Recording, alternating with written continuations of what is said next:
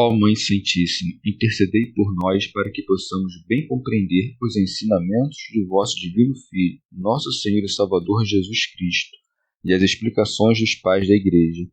Ó Virgem Imaculada, ofereço-vos este trabalho e peço que abençoeis aqueles que o ouvirem, e que seja para a maior honra e glória de Deus. Amém. Senhor onipotente, purificai o meu coração e os meus lábios. Vós, que purificastes os lábios do profeta Isaías com carvão em brasa, e dignai-vos, por tal modo, purificar-me com a vossa misericórdia, para que possa dignamente anunciar o vosso santo Evangelho. Por Jesus Cristo nosso Senhor. Amém. Senhor, abençoai-me. Que o Senhor resida no meu coração e nos meus lábios, para que anuncie digna e convenientemente o seu Evangelho. Amém. Evangelho de Nosso Senhor Jesus Cristo, segundo São João. Oração de Jesus. Assim falou Jesus, e erguendo os olhos ao céu, disse: Pai Santo, guarda em teu nome aqueles que me deste, para que sejam um como nós. Quando eu estava com eles, guardava-os em teu nome que me deste. Guardei-os, e nenhum deles se perdeu, exceto o filho da perdição, para cumprir-se a Escritura. Agora, porém, vou para junto de ti, e digo isso no mundo, a fim de que tenham em si minha plena alegria. Eu lhes dei tua palavra, mas o mundo os odiou, porque não são do mundo, como eu não sou do mundo. Não peço que os tires do mundo, mas que os guardes do maligno. Eles não são do mundo, como eu não sou do mundo. Santifica-os na verdade. A tua palavra é verdade. Como tu me enviaste ao mundo, também eu os enviei ao mundo. E por eles, a mim mesmo me santifico, para que sejam santificados na verdade. Comentários dos Pais da Igreja. Santo Agostinho. Encomenda, portanto, ao Pai aqueles que há de abandonar pela ausência corpórea, dizendo: Pai Santo, guarda em teu nome aqueles que me deste. Como homem, roga a Deus por seus discípulos, que de Deus recebeu. Mas presta atenção ao que segue, para que sejam um como nós. Não diz, para que nós e eles sejamos um, assim como nós somos um. Pois o Pai e o Filho são um na sua natureza, assim como nós, na nossa, somos um. Como, afinal, Deus e o homem são um só e a mesma pessoa, Jesus Cristo, vemos o homem quando roga e Deus quando declara que são um, ele e aquele a quem roga. Poderia ter dito, na medida em que é a cabeça da Igreja e a Igreja é seu corpo, o seguinte: eu e eles somos um, quer dizer, não estamos juntos como uma só unidade, uma só entidade, mas somos um só homem, porque a cabeça e o corpo fazem um só homem, no caso Cristo. Porém, dando prova de sua unidade consubstancial ao Pai, quer que os seus sejam um, mas em Cristo, não apenas por aquela natureza comum pela qual todos, de homens mortais, subimos à altura dos anjos, mas também fundidos num só espírito pelo fogo da caridade, com a mesma vontade unânime dirigindo-nos ao mesmo modo de ser. Com efeito, as palavras, para que sejam um como nós, expressam o seguinte desejo, que, assim como o Pai e o Filho são um não apenas pela igualdade de substância, mas também pela vontade, do mesmo modo, aqueles de quem Cristo é o mediador com Deus sejam um não apenas por serem da mesma natureza, mas também pela união no mesmo amor. São João Crisóstomo. Volta a falar como homem quando acrescenta: quando eu estava com eles, guardava-os em teu nome, isto é, com teu auxílio. Com efeito, suas palavras se adequam à medida humana e à mente dos que pensam que, de algum modo, a presença dele lhes seria de maior proveito. Santo Agostinho. No nome do Pai, o Filho, enquanto homem, guardava os seus discípulos, colocado junto deles pela presença humana. Mas também o Pai guardava no nome do Filho aqueles a quem, em nome do Filho, ouvia os pedidos. E não devemos compreender isso em sentido demasiado carnal, como se o Pai e o Filho nos guardassem cada um à sua vez, pois guardam-nos ao mesmo tempo o Pai, o Filho e o Espírito Santo. Já a Escritura não nos eleva a menos que desça sobre nós. Compreendamos, pois, que, quando o Senhor fala assim, distingue as pessoas, não divide a natureza.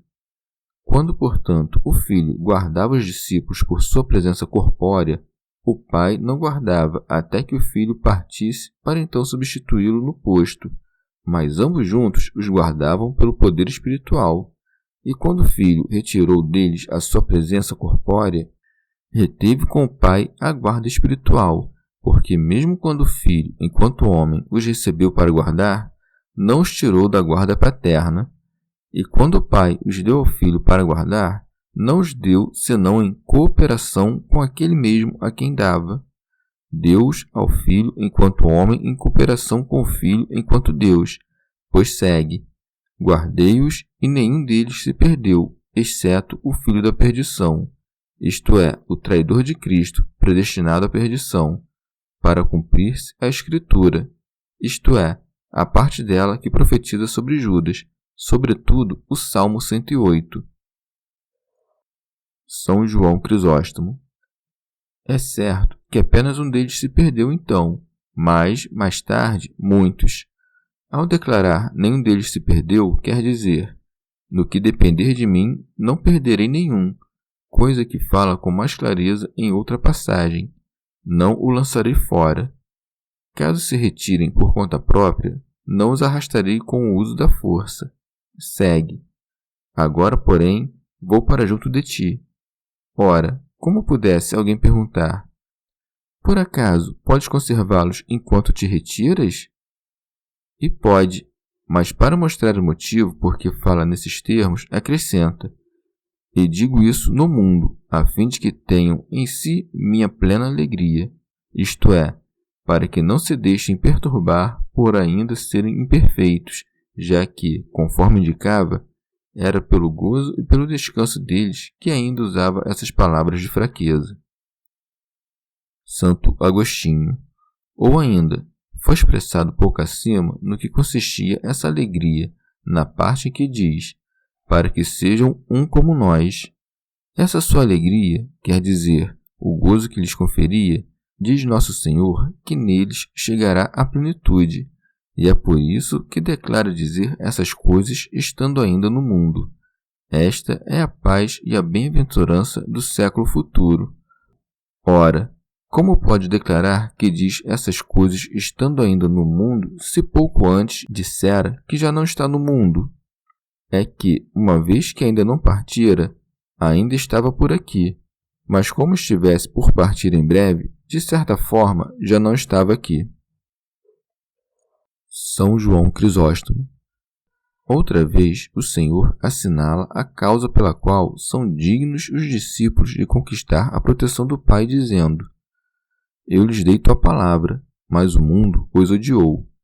Que é como dizer: por causa de ti foram odiados, por causa da tua palavra. Santo Agostinho. Os apóstolos não tinham ainda experimentado esse ódio nas próprias paixões, que haveriam de sofrer mais tarde. Mas Nosso Senhor fala isto segundo seu costume de pronunciar o futuro com verbos no tempo pretérito. Em seguida, dá a causa porque o mundo os odiará, dizendo: porque não são do mundo. Isto de não ser do mundo foi-lhes conferido em seu segundo nascimento, pois de nascença eram deste mundo. Foi-lhes concedido, portanto, que, assim como Nosso Senhor não era, tampouco eles fossem deste mundo. Daí que siga: como eu não sou do mundo. Ora, Nosso Senhor nunca foi do mundo, porque, mesmo ao assumir sua forma de escravo, nasceu do Espírito Santo, do qual os discípulos renasceram. Embora, porém, já não fossem do mundo, ainda era necessário que eles estivessem no mundo. Daí que siga: não peço que os retires do mundo. São Beda. É como se dissesse: já se avizinha a hora de eu ser tirado do mundo, e por isso é necessário que esses homens não sejam tirados do mundo, a fim de que antes anunciem a mim e a ti para o mundo. Com o que acrescenta em seguida: mas que os guardes do maligno. Ainda que possa ser entendido em referência a todo e qualquer mal, nosso Senhor se refere sobretudo ao mal da divisão. Santo Agostinho repete a mesma frase de antes: eles não são do mundo, como eu não sou do mundo. São João Crisóstomo. Há pouco os tinha chamado de homens que me deste do meio do mundo. É que ali se referia à natureza deles. Aqui fala da maldade do mundo. Diz: não são do mundo porque não possuem nada em comum com a terra, mas se tornaram cidadãos do céu. Mostra, assim, o amor que tem por eles, já que os enaltece diante do Pai. Ademais, nos discursos de Nosso Senhor, há dois usos distintos da palavra como. Quando empregada para falar dele e do Pai, exprime a igualdade que provém da unidade de natureza dos dois. Quando, porém, é usada na comparação entre nós e o Cristo, surge uma enorme distância interposta entre ambos. Antes, quando disse: mas que os guardes do maligno, não pede apenas que os arranque dos perigos, mas que os conserve na fé. Daí que acrescente: santifica-os na verdade.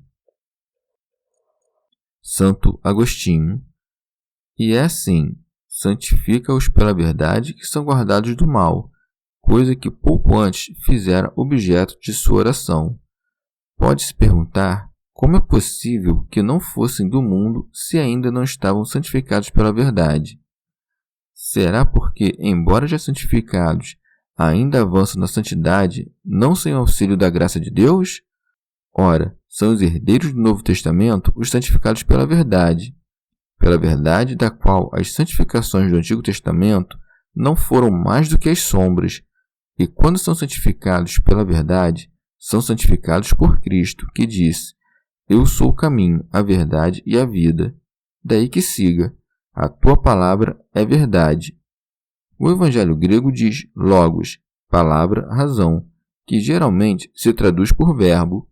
O Pai, portanto, santificou pela verdade, isto é, pelo seu verbo unigênito, os seus herdeiros e os cordeiros do Filho. São João Crisóstomo.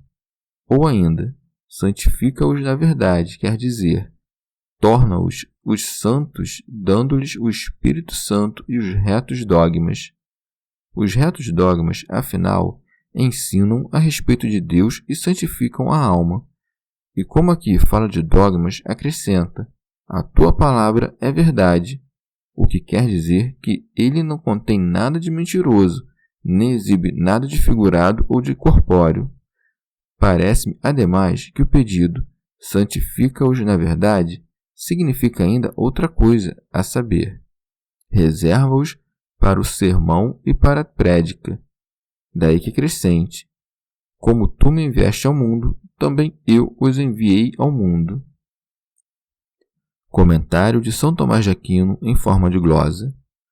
Com efeito, o fim pelo qual foi enviado Cristo é o mesmo por qual foram enviados esses homens, daí que diga Paulo: era Deus que reconciliava consigo o mundo em Cristo, não lhes imputando os seus pecados e encarregando-nos a nós da palavra de reconciliação.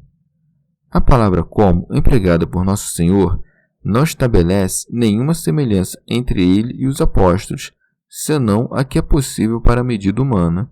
Ademais, diz que os enviou ao mundo conforme o costume que tinha então de falar de coisas por fazer, como já feitas. Santo Agostinho. Está claro que aqui ainda fala dos apóstolos, pois o próprio nome de apóstolos, que é grego, em nossa língua significa enviados. Mas como, uma vez que Cristo foi feito cabeça da igreja, os apóstolos são seus membros, por isso diz: e por eles a mim mesmo me santifico, isto é, consagro a eles em mim mesmo, já que eles mesmos são eu. E para que entendêssemos que com as palavras e por eles a mim mesmo me santifico, quis dizer que os santificaria, logo acrescentou, para que sejam santificados na verdade, isto é, em mim, já que o Verbo é a verdade, e nele o próprio Filho do Homem foi santificado desde o começo, quando o Verbo se fez carne. Naquele momento é que se consagrou em si mesmo, isto é, consagrou a si mesmo, homem em si mesmo, Verbo, porque Cristo é ao mesmo tempo Verbo e homem. E é em referência a seus membros que diz: e por eles a mim mesmo me santifico. Isto é, os santifico em mim, porque eles estão em mim comigo, para que também sejam santificados na verdade. Qual o sentido de também, senão, assim como eu e na verdade que sou eu? São João Crisóstomo.